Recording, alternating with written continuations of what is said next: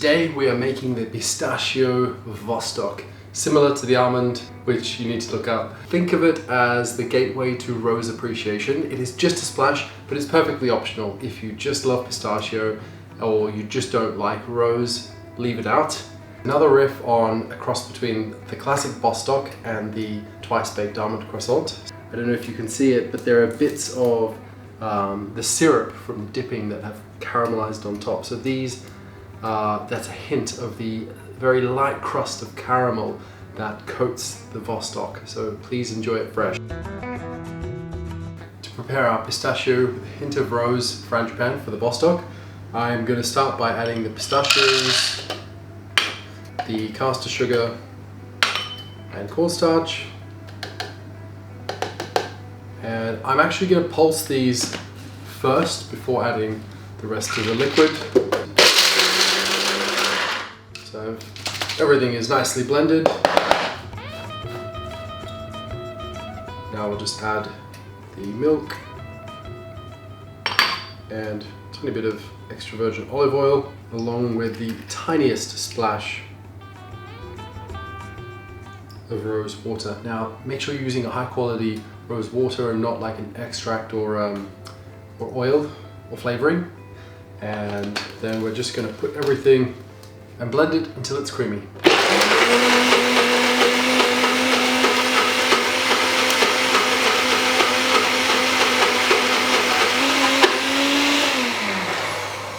Now, blend this until it's nice and creamy and pipeable. So I'm going to put it in a piping bag.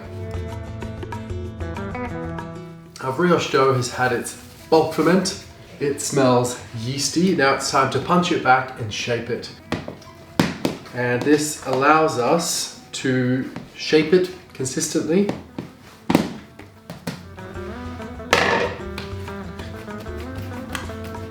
So I don't like to work with a lot of flour. There's some fat in this dough that makes it a bit more workable.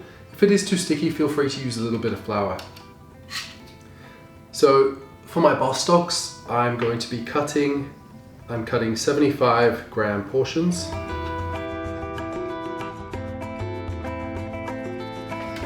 Now, I've got these really cute brioche tins that I'm going to use for my brioche. And this is just going to give it a really cute fluted top. This is not mandatory. You can create amazing Vostocks using just buns. Now these can be placed just a couple of centimeters apart on a tray, just very lightly oiled. I've got some nice extra virgin olive oil spray, so just a little bit of that, but feel free to rub a little bit of extra virgin olive oil. Now to shape, I'm just lightly oiling my surface. So we've got a nice soft dough. I'm pinching the sides inwards. Now if you're not very confident, you could just flip it over and be done, but I'm just going to ball it. Now this is a technique where we take our hand and open it so the thumb is on the side. We're going to move our hand around the ball, pushing it against our work surface, and this tucks the sides in and creates a nice smooth surface on top. Sometimes you might get like a bit of like an opening on the bottom. I'm just going to flip it over and put it into the tin. So to this point you could use a little bit of flour. I prefer not to, but I'll show you. So you can sprinkle a bit of flour on them, and it does just make it easier to handle. But I prefer not to have any flour on the surface where I am shaping, because we do actually need the dough to grip the bench in order to tuck the sides in and build some tension on the surface. So, if you're not confident with that, you can also use a scraper to help you by pushing it from underneath, and this tucks the sides in to each other.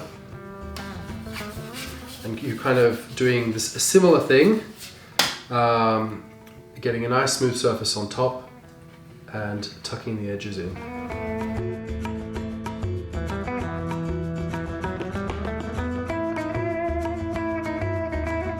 For a really good proof, we want to create a warm, humid environment. I like to put my shaped buns into an oven that hasn't been switched on, around the middle with a tray, a roasting tray or any tray with a lid, and then putting some boiling water beneath them.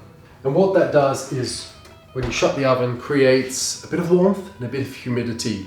This stops the dough from forming a skin and allows a nice even expansion of the dough, and the warmth just helps give that yeast a kick for it to do its job and starts the formation of the carbon dioxide gas, which gives lightness to our baked goods. You want to take these out of the oven about 15 to 20 minutes before they're ready to bake so that we can preheat the oven. So our Vostocks have proved. They've filled our molds, doubled in size. It's taken about, I've said 45 minutes, but it's actually taken about closer to an hour. At home you do need to judge visually, and that is by checking that it has doubled in size. So they're almost done. I'm just going to pull them out of the oven, and I'm preheating my oven for about 15 to 20 minutes while these finish proving. To prove my doughs, I need them to really fill up. I need them to expand, to get gassy. It is handy to have olive oil in a spray can. So you just spray the top very lightly, just so that it doesn't stick to the cling film, and then loosely place a piece of cling wrap on top. You can leave this at room temperature for about an hour to an hour and a half, and these need to really double up. So the oven's preheated and these have doubled in size. So I'm just going to brush them with a layer of the baking glaze just to control expansion, but this is not necessary. You could also just brush them with water to keep the crust like supple so that you get a really full bake. So this could just be water. And this is the baking glaze that I have just frozen into ice cubes, and then I defrost as I need it, so I don't have to make a big batch every time I need some. So I'm just spacing them out so that the air can circulate around them and baking them.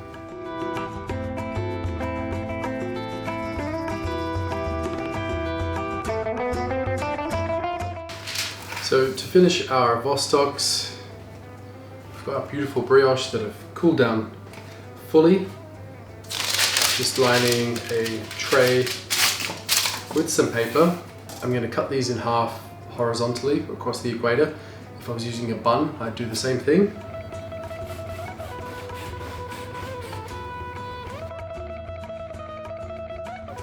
You can see this beautiful yellow, golden, light, fluffy interior. And then I'm just dipping each side into syrup.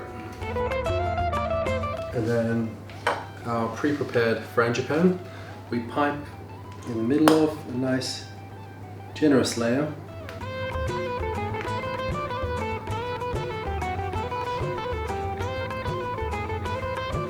Then a little bit, tiny bit on top before pressing them into some chopped pistachio.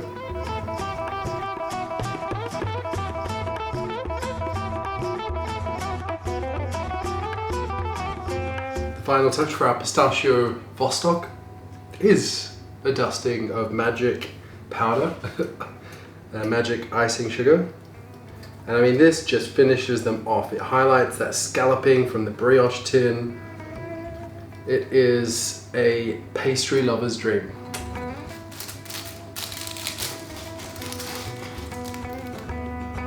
I mean, look at that. And it's just so fluffy. It's not quite cake, it's not quite pastry. It is fluffy, it is tender, moist, super nutty. Like, this is a hit of pistachio. So good. You're in for a treat.